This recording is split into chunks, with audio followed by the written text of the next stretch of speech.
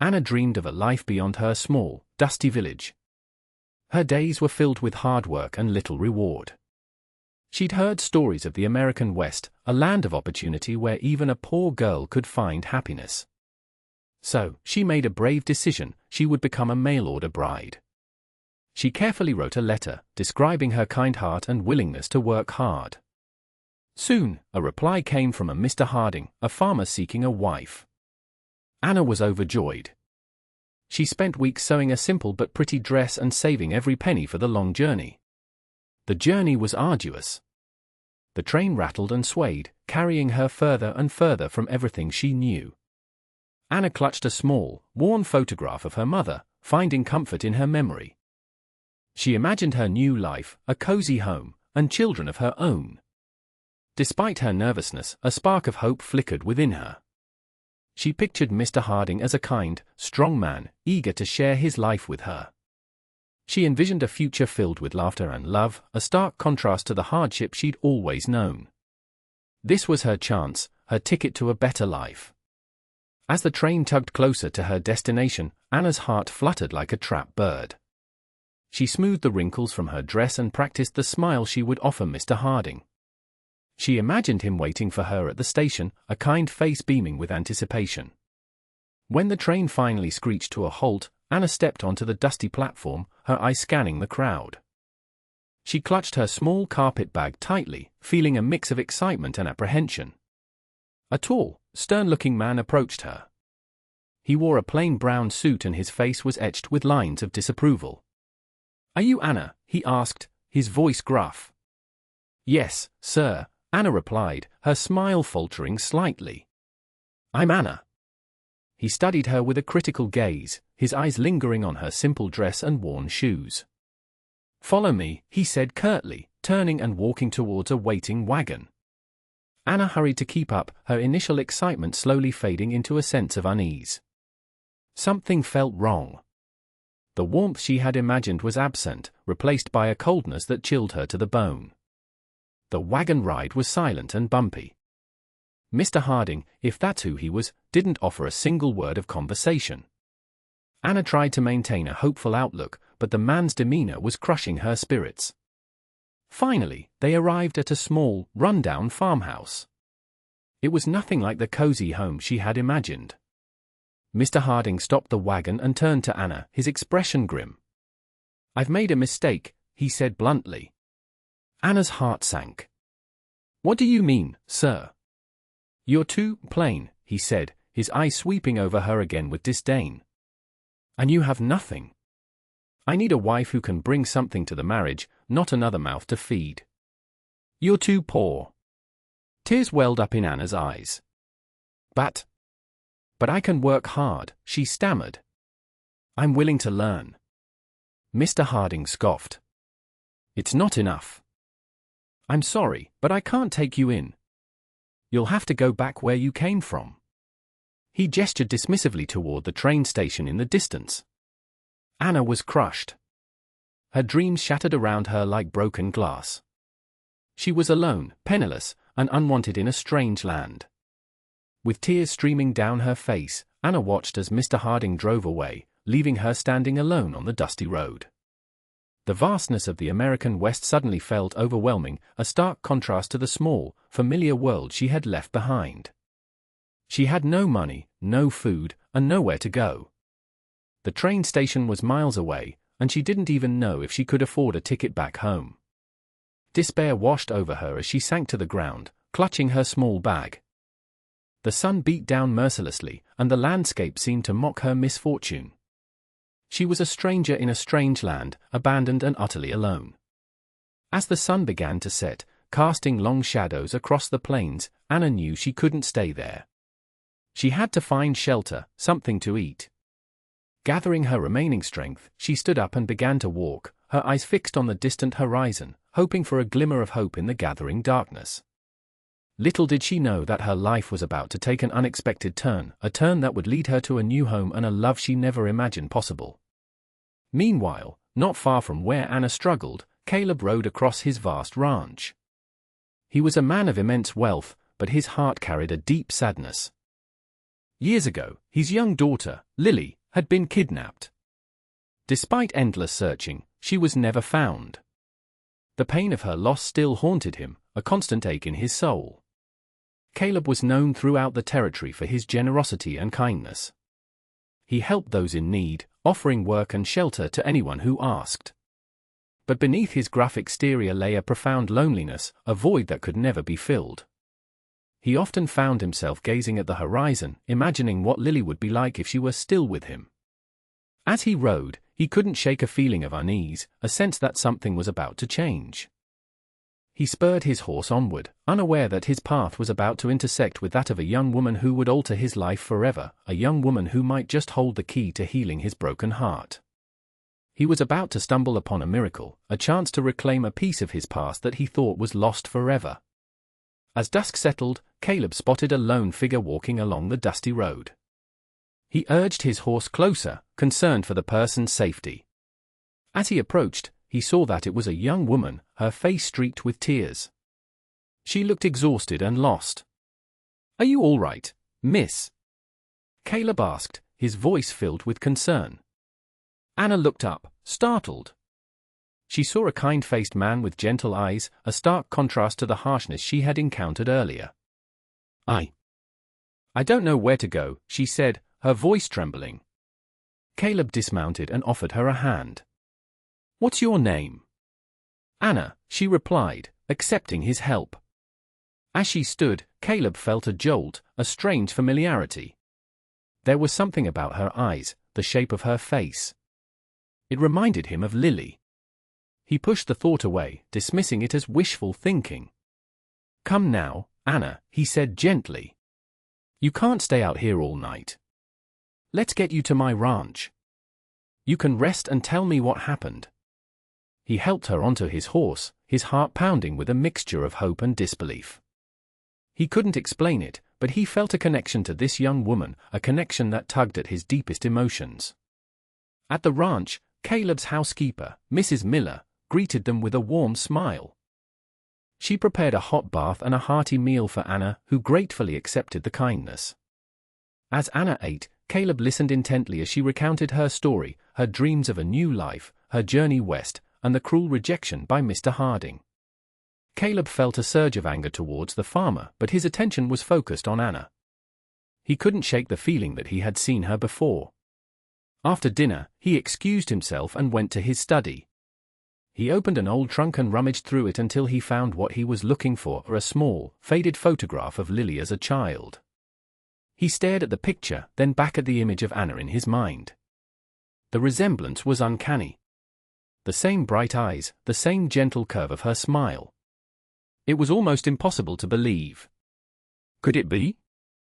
Could this young woman, rejected and heartbroken, actually be his long-lost daughter?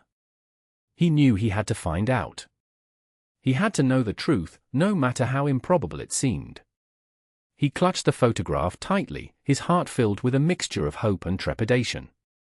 The next morning, Caleb told Anna that he needed to travel to the nearby town on business, but he secretly planned to make inquiries about her past.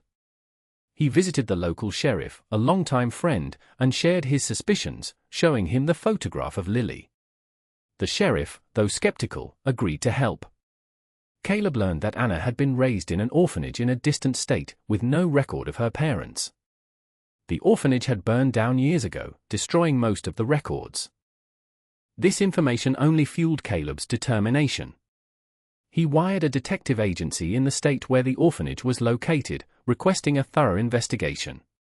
Days turned into weeks, and Caleb waited anxiously for any news. He found himself drawn to Anna's kind and gentle nature. She helped Mrs. Miller with chores around the ranch, and her presence brought a warmth and light to the house that had been missing for so long. He watched her carefully, searching for any sign, any clue that would confirm his hopes. He knew it was a long shot, but he couldn't ignore the possibility that this kind young woman was the daughter he had thought he'd lost forever. The waiting was agonizing, filled with both hope and fear. One afternoon, while helping Mrs. Miller in the garden, Anna mentioned a recurring dream she had, a flash of a grand house, a loving mother, and a beautiful garden filled with lilies. Caleb, who was nearby, overheard her. Lilies were Lily's favorite flower. It was another piece of the puzzle falling into place. The detective agency finally sent a telegram. They had located a former caretaker from the orphanage. The caretaker remembered a young girl named Anna who had been brought to the orphanage after being separated from her family. The caretaker recalled the girl having a distinctive birthmark, a small, star-shaped mark behind her left ear. Caleb's heart leaped. He had to know for sure. He approached Anna that evening, his hands trembling. "Anna," he began, his voice thick with emotion, "there's something I need to ask you. Something very important." He paused, gathering his courage. Do you have any distinguishing marks on your body? Anything you've always had?" He held his breath, waiting for her answer, the weight of his hopes pressing down on him. This could be the moment that changed everything. Anna looked at Caleb, puzzled by his intense gaze. "Yes," she said softly, "I have a small birthmark behind my left ear. It's shaped like a star." Caleb's eyes filled with tears. He couldn't contain himself any longer. He rushed to his study and returned with the faded photograph of Lily. He knelt before Anna, his voice choked with emotion. "Anna," he said, "I have to tell you something. Something I should have told you sooner." He shared the story of Lily's kidnapping, the years of searching, and the never-ending pain of her loss. He showed her the photograph, pointing out the similarities between the little girl in the picture and her own features. "Anna," he continued, his voice trembling, I believe you might be my daughter, Lily. The birthmark, your resemblance to this picture, the dream you had about the lilies. It all points to you." He held out the photograph, his eyes pleading. "Look at this picture, Anna. Do you see anything familiar? Does anything feel familiar?" He waited, his heart pounding in his chest, praying for a sign, a connection, anything that would confirm the impossible. Anna stared at the photograph, her mind reeling. The little girl in the picture had the same bright eyes and gentle smile that she saw in the mirror every day. A strange warmth spread through her, a sense of belonging she had never experienced before. She looked at Caleb, his eyes filled with such hope and longing, and a wave of emotion washed over her. She saw the pain etched on his face, the years of searching and hoping. And suddenly, everything made sense. The recurring dream, the strange connection she felt to him, the feeling that she was somehow meant to be here. Tears welled up in her eyes as she reached out and touched the photograph. I don't know what to say," she stammered. It's like a piece of me is missing, and this picture. It feels like it fills that void." She looked at Caleb again, seeing him not as a kind stranger, but as something more, something deeper. "I don't remember anything about my life before the orphanage," she said, her voice trembling, "but looking at you, looking at this picture, it feels like I'm home." She felt a pull towards him, an undeniable connection that transcended words. This was more than just a story, it was a revelation, a homecoming. Despite the overwhelming evidence and the emotional connection they both felt, Caleb knew he needed absolute certainty. He arranged for a DNA test, a new and somewhat experimental procedure at the time. The waiting was agonizing, but finally, the results arrived. Caleb held the letter in his trembling hands, afraid to open it. He looked at Anna, who stood beside him, her eyes filled with a mixture of hope and anxiety. He took a deep breath and tore open the envelope. He read the words, his eyes widening in disbelief and joy. "It's true, Anna," he said, his voice choked with tears. "The test confirms it. You are my daughter, Lily." Anna gasped, her hand flying to her mouth. Tears streamed down her face as she embraced Caleb, burying her face in his shoulder. After all these years of searching, after all the heartbreak and uncertainty, he had found her. And she, after a lifetime of feeling lost and alone, had finally found her family. The moment was filled with an overwhelming sense of love, relief, and gratitude. The miracle they had both dared to hope for had finally come true. They were a family, reunited against all odds. The embrace was long and heartfelt, a culmination of years of sorrow and longing finally giving way to overwhelming joy. Caleb held Anna tightly, afraid to let her go, as if she might disappear again. He whispered, my Lily, you're home." Anna clung to him, feeling safe and loved in a way she had never known. The orphanage, the loneliness, the rejection by Mr. Harding, all of it faded into the background, overshadowed by the profound happiness of this moment. She finally had a father, a family, a place where she belonged. Mrs. Miller, who had been watching from the doorway, rushed over and joined the embrace, tears streaming down her face. She had been with Caleb for many years and had shared in his grief over Lily's disappearance. She had always held out hope that one day, she would return. And now, her hope had been realized. As they stood there, holding each other tightly, they knew that their lives had been forever changed.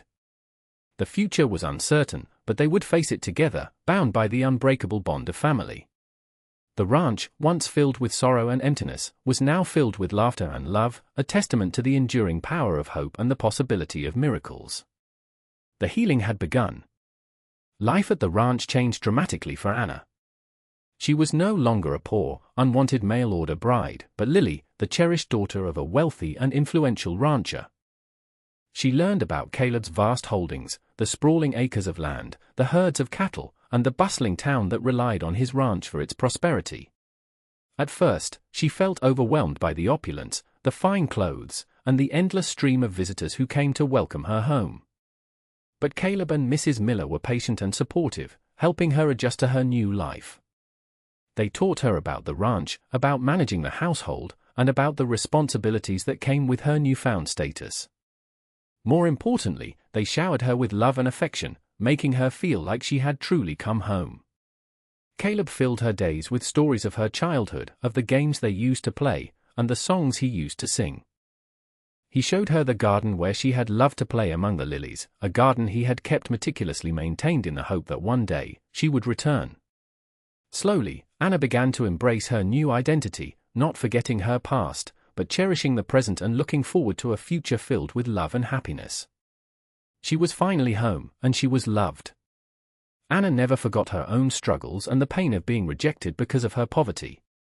Now that she had resources, she was determined to use them to help other women in similar situations. She convinced Caleb to establish a fund to support struggling women in the community, providing them with financial assistance, job training, and access to education. She also reached out to other mail-order brides, offering them support and guidance, ensuring they weren't taken advantage of. She used her own experience to advocate for fairer treatment and better protections for women seeking a new life in the West. She organized sewing circles where women could learn new skills and earn a living, and she established a school for girls, providing them with an education that would empower them to be independent and self-sufficient. Anna's kindness and generosity touched the lives of many, transforming her into a beacon of hope for women who had been marginalized and forgotten. She proved that inner worth was far more valuable than material wealth, and she inspired others to give back to their communities and make a difference in the lives of those less fortunate. Her past, though painful, had shaped her into a compassionate and determined woman, dedicated to creating a better future for all. One day, Mr. Harding came to town, needing supplies. He saw Anna, dressed in elegant clothes, stepping out of a fine carriage. He barely recognized her. She was radiant, confident, and surrounded by people who clearly admired her. He overheard someone call her Miss Lily, and he realized with a jolt that this was the same woman he had rejected for being too poor. He watched as she greeted people with warmth and kindness, as she oversaw the distribution of supplies to struggling families, as she spoke passionately about her plans to build a new school for girls. He saw the impact she was having on the community, the lives she was changing for the better. A wave of regret washed over him. He had been so blinded by his own narrow-mindedness, so focused on material wealth, that he had failed to see the true value of this remarkable woman. He had judged her based on her appearance and her lack of possessions, and he had missed out on the opportunity to have such a kind and generous soul in his life. He realized that true wealth lay not in money or status, but in kindness, compassion, and the love of family. He had made a terrible mistake, a mistake he would forever regret. He turned and walked away, a humbled and changed man. Anna and Caleb, deeply moved by Anna's experience as a mail-order bride and aware of the potential for exploitation, decided to create a lasting legacy of support and protection for women seeking a new life in the West. They established the Lilly Foundation, a charitable organization dedicated to providing resources and advocacy for mail-order brides. The foundation offered financial assistance to help women with travel expenses and initial settlement costs. It also provided legal assistance to ensure their rights were protected and to prevent them from being exploited or abused. The Lilly Foundation also offered counseling services to help women adjust to their new lives and to cope with the challenges of living in a new and unfamiliar culture. Furthermore, the foundation worked to educate communities about the importance of treating mail-order brides with respect and dignity, challenging the prejudices and stereotypes that often led to mistreatment. They organized workshops and seminars to raise awareness about the potential risks involved in the mail-order bride system and to empower women to make informed decisions about their futures. Anna and Caleb's vision was to create a world where all women had the opportunity to live a life of dignity, safety, and happiness, regardless of their background or circumstances. The Lilly Foundation became a symbol of hope and empowerment for countless women seeking a better future. Years passed, and Anna, now fully embracing her identity as Lilly, found happiness and fulfillment in her life at the ranch. She dedicated herself to the Lilly Foundation, working tirelessly to improve the lives of women in need. And then, she met him, the kind and honest local man named Ethan. Ethan was a rancher himself, hard-working and compassionate, with a gentle smile and a heart of gold. He was drawn to Anna's kindness and her unwavering commitment to helping others. They shared a love for the land, a passion for justice, and a deep respect for each other. Their love blossomed slowly but surely, and soon, they were married in a beautiful ceremony at the ranch, surrounded by family and friends. Caleb, beaming with pride, walked her down the aisle. Anna and Ethan built a loving home together, and soon, they were blessed with children of their own. Anna instilled in her children the values of compassion, generosity, and respect for all people, regardless of their background or circumstances. She continued to support the Lilly Foundation, ensuring that her father's legacy of kindness would live on for generations to come. She had found love, family, and purpose, proving that even after the darkest of times, happiness and fulfillment are always possible. Anna's story is a testament to the enduring power of hope, the importance of inner worth, and the unexpected blessings that life can bring, even after the darkest of times. It reminds us that true wealth lies not in material possessions, but in the kindness of our hearts, the strength of our families, and the compassion we show to others. Anna's journey, from a rejected mail-order bride to a beloved daughter and a champion for women in need, demonstrates that our past does not define us, and that even after experiencing hardship and heartbreak, we can find love, happiness, and purpose in life. Caleb's story teaches us about the enduring power of a parent's love and the unwavering hope that can lead to miracles. It reminds us that family is not just about blood, but about connection, compassion, and unwavering support. And together, their story highlights the importance of second chances, the transformative power of kindness, and the enduring possibility of finding unexpected blessings when we least expect them. It is a story of hope, resilience, and the enduring power of the human spirit, a story that will continue to inspire generations to come. It proves that even when all seems lost, love and family can always be found.